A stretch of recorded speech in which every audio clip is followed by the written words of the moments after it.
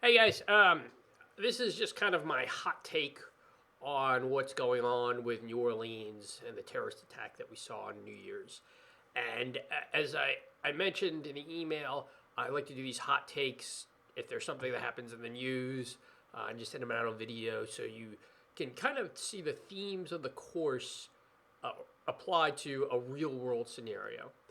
So, what do we know about New Orleans? Again, it looks like a lone wolf, single individual, call it self-radicalized, who conducted this attack. And there's no evidence that it was a large-scale planned attack, or no evidence of any other conspiracies or connections as of when I'm taping this on 4 January. So just some things to take away from this that are applicable to the course. One, radicalization. How did he get radicalized?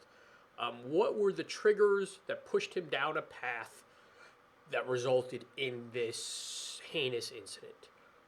Was it what he was there something in his personal life that occurred that triggered it? Is it something they saw online? Was there some sort of mental illness underlying this? We don't know yet, and I suspect we'll find out in the next few weeks.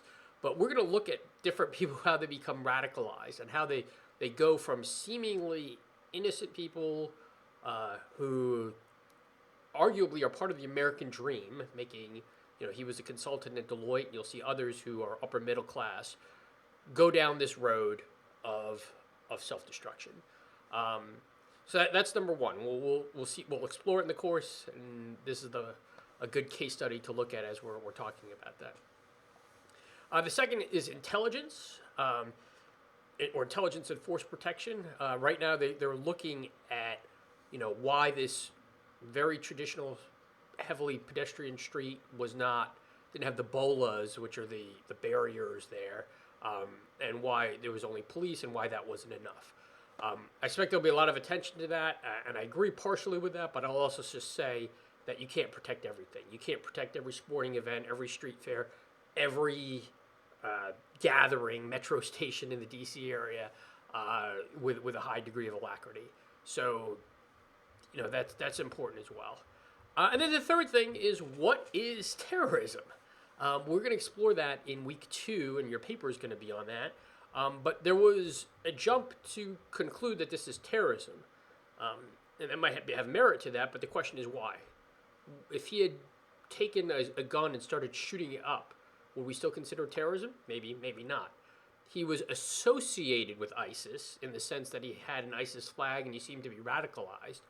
But is that association enough to a terrorist organization automatically make him a terrorist? I'll let you decide. And then finally, again, his motivations, were they political in nature? Or was this, again, the result of personal issues, underlying mental illness, etc.?